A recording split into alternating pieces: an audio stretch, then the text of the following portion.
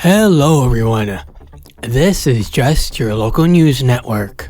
I'm John. And I'm Jennifer. Today, the government is livid that people are damaging portable bird charging stations placed across parks, monuments, and public locations. It's so terrible that people would do such a thing.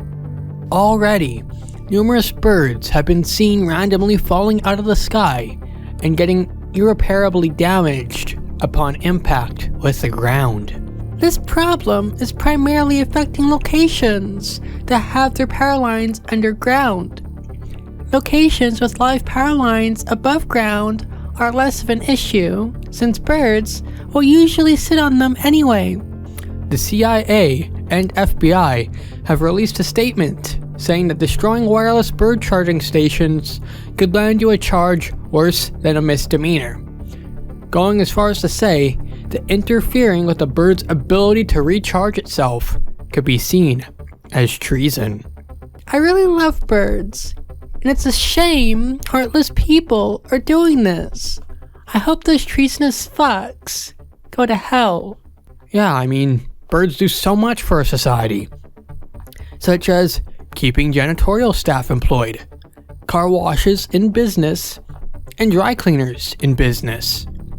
Yeah, if we didn't have birds to shit on everything and everyone, so many businesses in the cleaning sector wouldn't have clients. Now, birds are also fun for the kids to feed and chase as well. However, don't agitate them too much, or their self-protection protocol will activate, and they will attempt to terminate you. Larger birds, such as geese and swans, are more expensive hardware, and have a much lower tolerance before wiping you the fuck out. Wait, did you just refer to them as hardware? Fuck, I've said too much. Ah! Fuck! That's all the news for today. This has just been your local news. Signing off.